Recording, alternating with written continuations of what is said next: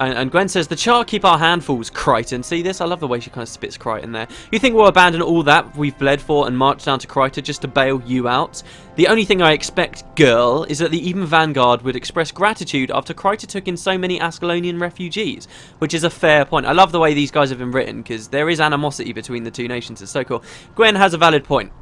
Avenia. Ascalon needs the Vanguard here in the Shiver Peaks. However, we have no love for the White Mantle. Should we agree, what is Princess Salma prepared to do for Ascalon?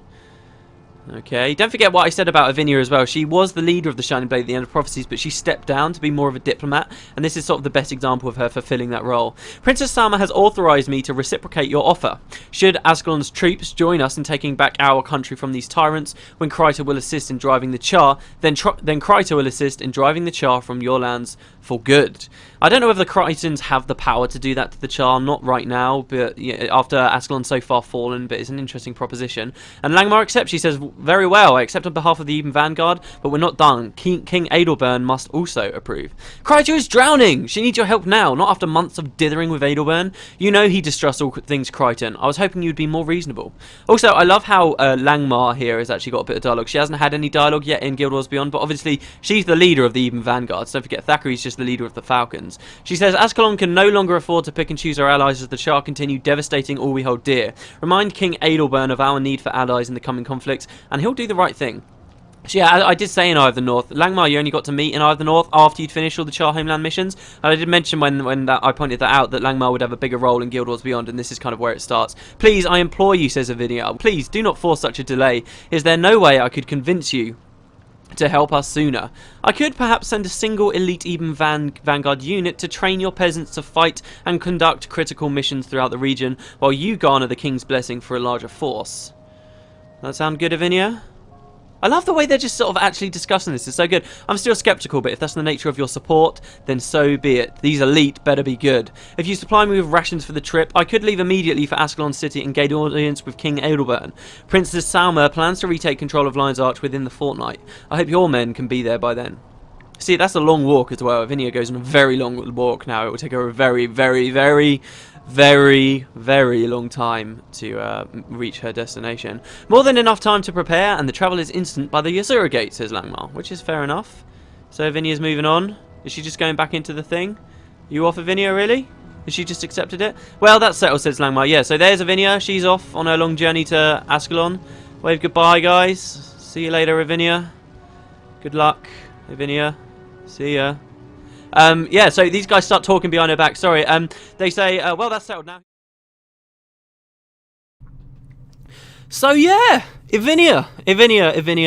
This is the big thing. This is kind of the big thing. I didn't really know when to talk about in the Warring Kryta, and I've ended up kind of saving it for the last episode here. Avenia is this kind of last plot thread that I've been talking about that kind of is as of yet unresolved. Avenia is completely missing. I don't know how many of you remembered that scene out there with Avenia where she was actually sent away from the Warring Kryta. She was going to go find Adalbern, right? And then we never heard anything else from her at all. Like the whole way through the Warring Kryta, it goes right up to the end. We have all this interesting dialogue at the end, and they're talking about Langmar, and they're talking about Thackeray and how they're missing, and there's all what's going on with those characters, and they kind of just ignore Avenia completely. Avenia's like this huge mysterious character because of this, and she's actually one of my favourite characters in Guild Wars at the moment, I've got to be honest, because of this, and it's just very, very exciting. So basically, welcome to the final video, guys. This video we're going to talk about Avenia a little bit at the start, and then we're going to be talking about the rewards that you can get from the Warring Kryta. Now I will tell you straight away, and I'm so pissed off about this. So today I got in from work and I was like, alright, okay, we can upload the final bit of the Warring Kryta, awesome, let's do it. I uploaded it and the upload finished in like 2 seconds flat, and I was like, hang on, what's going on here? Turns out, and this is kind of my fault I guess, but it turns out that the whole video, basically only a very small portion of the video had rendered, and I didn't realise until it was too late. So basically I've deleted all the raw footage I had of that, and there was only like the first 2 seconds of the video appeared, and it was basically just me saying hi guys, and then it cut out. So I kind of realised a couple of hours ago, oh shit, I have to film this episode again. That does kind of screw me a little bit. I was so happy with my first version of this video. I'd done so many cool like little speeches and had all these little observations and stuff, which I'm sure I won't remember this time. And also it kind of screws us up for the rewards as well, because I kind of opened all the rewards and did all that stuff there, so I can't do it a second time. But in any case, we'll roll with it. We've got to roll with the punches, see how it goes. So yeah, hi, welcome to the episode. Let's talk about Avenia. So the main reason Avenia was such a weird thing for me in the Warring Crier. As we've gone through the Warring Crier, I've kept saying, oh, I want to talk about this, I want to talk about this, I want to talk about... and then not doing it. And I didn't mean to just be like teasing you guys or setting you guys up for something much bigger than it actually happens. It's simply that I didn't know when the best time to talk about it was, particularly with regard to something that happens out here in Old Ascalon. Now, this is still a little bit up in the air. I'm not 100% sure myself. It's kind of weird. Some people say it's there, some people say it isn't. First time I tried to film this episode, it certainly didn't appear for me, so I'm not 100% convinced it is there. But basically, there's something that I didn't show you in the Warring Crier Let's Play. As you know, I was pretty extensive. I showed us pretty much everything, even the really random, crappy bits of dialogue in the middle of the freaking the Shining Blade camp that we don't even really need to see. But there is something quite big to do with Avenia. Basically, that event that I showed you at the start there, where we kind of had... I really liked that event as well, because when I first filmed this video, I kind of opened it up with us back there, because I went back through the Warring Crier with Peter Redhill. I really liked that event because you kind of get all three characters, really, the three missing characters. You've got Langmar, you've got Thackeray, and you've got Avenia, and they're all kind of there talking, and it's really nice to be able to see that scene again with a slightly different perspective on it. It's really, really cool. But in any case... essentially, there's something that can happen in-game after that event takes place. Now, again, I don't know whether it really is there, but certainly at one point in the game's lifespan it was. Basically, you have a very small window of opportunity, right, once you've seen that scene. If after you've seen that scene, you stop doing the Warring Crier stuff, and you don't do, like, the next quest, the very next quest, basically, in the Warring Crier, Temple of the Intolerable, I think it is, or at least after the Wanted bounties you do with Lovisa and Loshona and so on. If you decide to not do those quests, and you come straight here to Old Ascalon in sort of to look for Avenia, who's just sort of gone off with Adalbern. She's gone to the gate, she's travelled alone here. If you did that while the Warring Crier was coming out, there was a small update that came out after that scene was added to the game. There was a small update that actually added Avenia out here in Old Ascalon to the old Kryta settlement right outside here in Ascalon with Ambassador Zane and so forth. On Wiki, it will still tell you that you can find Avenia in that small window of opportunity. If you're quick enough, apparently you can still come out here and find Avenia, and you can speak to her and she'll have some dialogue for you, which is a cool idea. But as I said, the first time I was trying to film this video, I kept coming out here and doing different things and kept having to kind of refilm it, I suppose, and I just couldn't find Avenia here at all. So she might still be here, that small window of opportunity might still be out there, but I don't think it is. In any case, when you actually came out here, it got a little bit more interesting than that. She wasn't just sort of an NPC randomly stood out here. There was actually one of those little dialogue events that we've seen all the way through the Warring Crier, basically where you walk over and the big text box appear on the screen and there's some conversation. However, there was two kind of things that happened. First, there was an update that just added Avenia. She was just kind of stood out here and you could go and speak to her. And you could click her and she actually had some dialogue. And I can't actually read it out to you sort of in-game, obviously, because she's not here, but I do have a little notepad file open so we can listen to this. Hold on 1 second while I read from it. It says, "The clouds of war gather on the horizon. The hour of the storm is upon us. Yet Adalbern still refuses to give me audience. Old fool would rather kill us all than accept help." So you could speak to her in-game and she'd actually say that.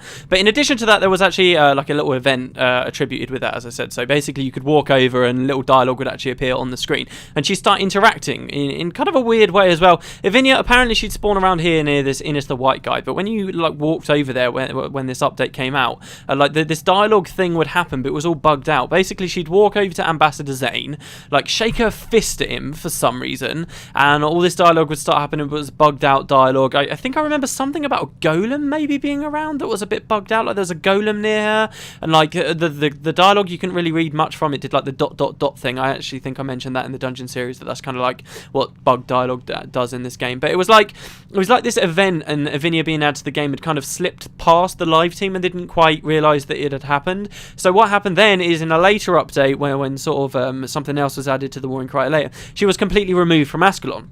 And what resulted from this was, even though like the players had found her here, we were all kind of sitting there expecting with every little update, every extra quest that came out in the Warring Crier, where you always had people coming back to Old Ascalon thinking, oh right, what's going on with Avenia? When are they going to add this back in? When are they going to do something here? When are they going to... But it never happened. Like they never added anything with Avenia ever came back in, and they didn't really, ArenaNet didn't really acknowledge it or talk about it at all as the whole Warring Crier was coming along. And then when finally the Warring Crier ended, and Avenia was sort of nowhere to be seen, there have been interviews and sort of quotes you can find on the wiki and stuff from the devs saying, where they basically say, look, Avenia wasn't a part of the war in Kryta anymore. Something happened to her on her way to Ascalon. I'm not sure if we should, what I just read out to you, her dialogue, or this event that we kind of saw, I'm not sure if that's specifically canon anymore, because like it's not in the game anymore. I like to consider what she said to Adalbern canon, but I don't know about the event where she kind of shakes her fist at Ambassador Zane. I don't know whether I should really consider that it. But in any case, something happened to Avenia. Whether she made it to Ascalon or not, something happened to her, and now all the devs say is that she is a big part of the story, but not any story we've experienced so far in Guild Wars. Apparently she's a part of a completely different story, a completely new story, some whole new thing going on with Avenia that we'll sort of be seeing later on, which is really, really interesting. So a lot of people, and you know, I love to do this as well, kind of, we look at what we saw here with Avenia here, and it's just so mysterious that we're wondering what the hell's going on with her, because constant updates have been coming out, as you know, since the War in Kryta. We've had Hearts of the North and the Winds of Change. This stuff with Thackeray and Langmar, that's actually resolved. They're not like gone from the story. This stuff will be resolved and continued in the later chapters. However, this thing with Avenia, we've had 2 parts of the Winds of Change so far, and she's not back into the plot. And I've been holding my, I've had bated breath with every single update that's come out, thinking, is Avenia just randomly going to pop up? And the longer she doesn't, the more exciting it gets, and the more sort of intrigued I am about what's going on with her. I do have some ideas. People do have some ideas. I mean, for instance, what she mentions about Adalbern, with Adalbern not letting her in. This is obviously because Adalbern hates Krytans. If a quick recap for some of you guys, if you haven't played Prophecies or you've forgotten, basically you had the Guild Wars where the 3 nations, or Kryta and Ascalon, fought with one another. And Kryta and Ascalon were at war for a very, very long time. I think the last Guild War only ended a couple of years before pre-searing Ascalon. So as a result, in fact, Adalbern only became king because he was proved as such a powerful warrior in the battlefield against Krytans. So he's very racist. He didn't like the Krytans at all. And in early Prophecies, actually, one of the whole big plots was the fact that the Char kind of came along, shit hit the fan with the Char. The Krytans came out of it unscathed because of the White Mantle, but Ascalon didn't, and basically the White Mantle sent this guy here, Ambassador Zane, to Ascalon. They kind of set up this camp and they would get offering the Ascalonians aid. If you remember, there were all these stories about how like Adalbern wouldn't give these guys access into the city themselves. That's why they're out here. He had all these quests with helping out. So the question becomes, there's some really interesting questions here about what exactly is going on with these guys at the camp. Obviously, I think it's easy enough to say, oh right, so Avenia came here for aid. As Adalbern wouldn't give her aid because obviously she's Krytan and he doesn't think that they owe the Krytans anything. And then, you know, I like to think maybe Adalbern like went a bit off the wall and like kidnapped Avenia or something, because if you read the Ghost of Ascalon, you kind of, it goes into a lot more detail about this, but basically in the Ghost of Ascalon you kind of find out that Adalbern's a little bit insane. Like, he's completely insane, and a lot of it's because of Rurik dying. Like, those 2 fell out, and yeah, Adalbern kind of banished him from Ascalon and stuff, but when you read Ghost of Ascalon, it really sort of sets the story up that Adalbern was like ruined mentally by Rurik's death and kind of just completely screwed by it. And I like to think that, you know, I could imagine if Adalbern is like so messed up because of Rurik, he would still blame the Krytans for that. I mean, it's not too hard for me to think that he'd be like, oh, well, Rurik wouldn't have died if it wasn't for you Krytans. You know, Rurik died on the way to Kryta. It's all your fault. You know, Ambassador Zane was the one who sort of gave them the rights to go there. If you remember, actually, when you get to Kryta straight away, like, one of his missions really was to give aid and to give refuge to a lot of the Ascalonians. So when Rurik and his followers decided to go to Kryta, it was this guy actually that signed the paperwork that sort of let you into Kryta. If you remember, just outside the Great Gate of Kryta, when you finish the primary quest, just out here, you can speak to a guy, or it might even be in the outpost, and the quest rewards like, oh hey, the paperwork from Ambassador Zane clears you. Look, this is where you guys can all form your Ascalonian settlement. And you know, so he's really in the story. So I can imagine that this is why Adalbern still wouldn't want Zane to be in the city, but it gets really, really confusing here, because now it's like, well, they had this event in the game, and sure, it was a bugged out event, and sure, it might not be 100% canon, but they had this event where Avenia walked over to Zane and acted angry towards him, and just the fact that they had Avenia come here and interact with the people at this camp is bizarre enough, because in the game, kind of, you've got to consider the War in Kryta takes place like 8 years after Prophecies. Ambassador Zane's already got all of the Ascalonians that wanted refuge, that wanted to leave, to Kryta. Why the hell is he still here? Like, it's 8 years down the line. Why would they have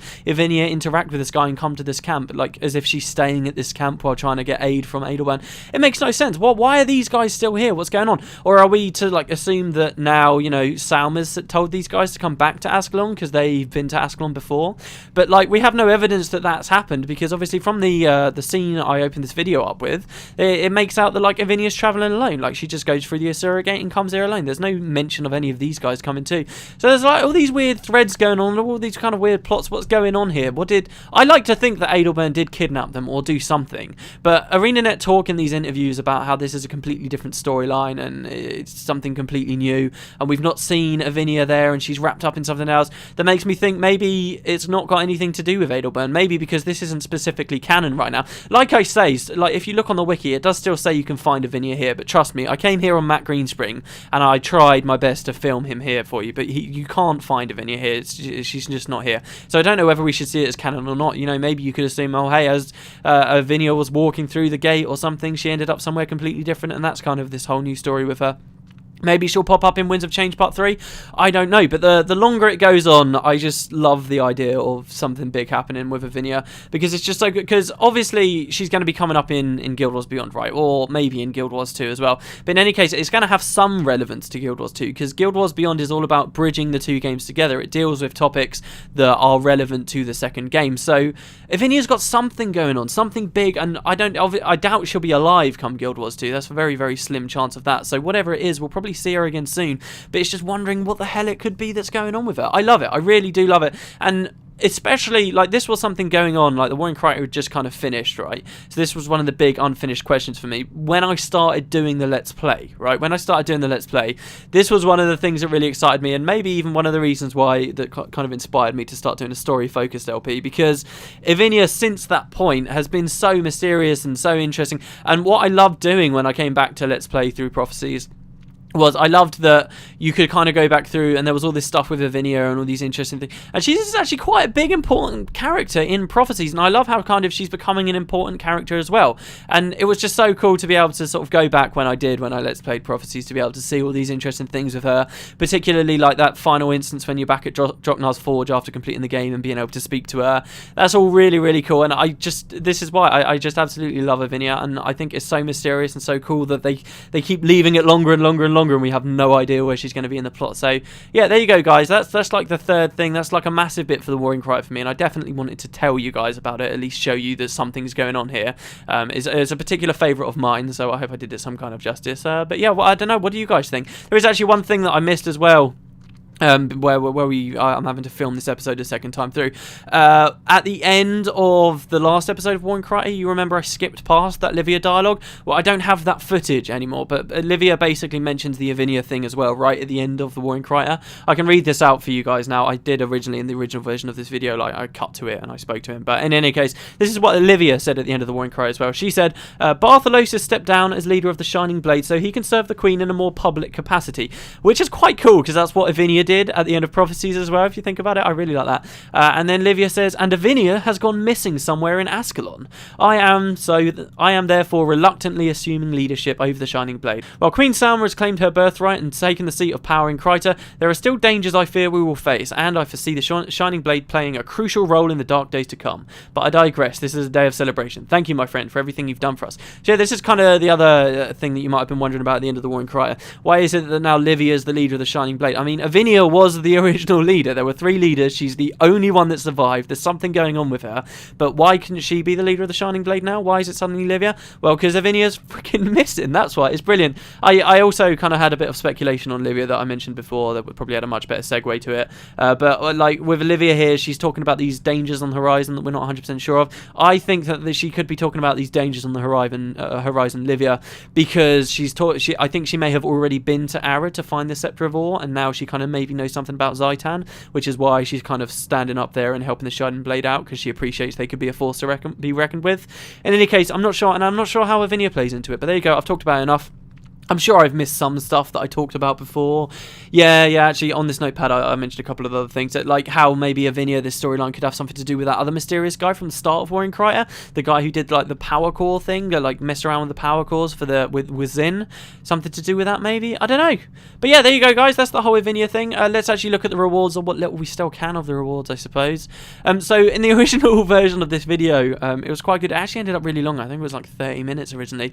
What I did was I zoned back out here to Lion's Arch, and we went back to the keep. I will still try and show you guys what I can. But if you remember these royal gifts we got, royal gifts, obviously you could get war supplies would drop and confessors' orders and stuff would drop while you were playing through the War in Kryta. Well, basically, those things could be traded for royal gifts, which when double-clicked could give you a random item. I don't know how many of these random items I've still got in my inventory. None. Because the thing is, like, I didn't realise this video was wrong, but I completely sorted out my inventory. Look at this. Look how clean everything is. It's brilliant. So I completely sorted out my inventory, and that... as a result, it kind of meant I deleted a lot of the crap we got from War in Kryta. But basically, you could get those royal gifts you could get, and I opened a lot of those. You can get stuff like consumable pieces, like I got a couple of celeries, which was quite cool. Those things also can give you mini pets, like you can get a mini Livia. I'm not sure. Maybe you can get a mini Avenia as well. That'd be quite mini Avenia. That's got a ring to it, doesn't it? But you could get stuff like Krytan Locum and just kind of like these weird the Shining Blade Warhorns, of course, came from those gifts. The gifts, obviously, where was he? The gift guy is usually standing here, but you could get, where is he? The trader's not here. But yeah, so basically what happens here is once you have complete... Hey, look, Dynas looking like a regular Krytan. How cool is that? He says, finally, I'm free of that terrible outfit. Seriously, who came up with that? Thigh-high boots, a tunic that only covers one side, and that hat. Blah, all the things I'm willing to do for the country I love. Brilliant. So you can actually speak to these guys. I actually didn't do this in the first version of the video. The Krytan people will never forget what you have done for us. Know that you always have a home within our borders. Indeed, we do, because that's what we'll be in Guild Wars too. But yeah, basically, you could get these gifts and trade these gifts. I don't know where the gift guy is anymore. I'm sure we'll find him. And those were one thing. The other thing you could get were medals of honor, okay, and this is where it gets a little bit interesting. Now that we've finished the War in Kryta, a lot of the spawns around here have changed and people have got different dialogue for us. So here's Medal of Honor person. Did we read this one before? We may have read this. I'm going to read it out anyway. Even though the final battle has been won, there's still a lot of rebuilding to do. In order to do that, I'm collecting any supplies that are left over from the war. It may not seem like much, but a few donations can go a long way to helping restore this country. If you happen to have some extras, I still have medals of honor to give. Okay, so you can grab a few more medals of honor if you want. Medals of honor, we haven't actually talked about what these are for until now. You're about to learn why we have these medals of honor, these collectibles that we've slowly been getting through the War in Kryta. You can trade them for weapons. Oh, here we go. Here's the royal gifts guy. He says, Our Lady has authorized a special royal gift for those helping to keep the Shining Blade soldiers supplied. With Lion's Arch in Lion Guard hands now, you might think that we have no more need of war supplies, but you'd be wrong. Bartholo says one battle does not end the war. I guess that's true, though I thought we'd fought multiple battles at this point. Still, he's the strategical expert. Me, I'm more of a people person, though not everyone I've met is a people person in return, if you know what I mean.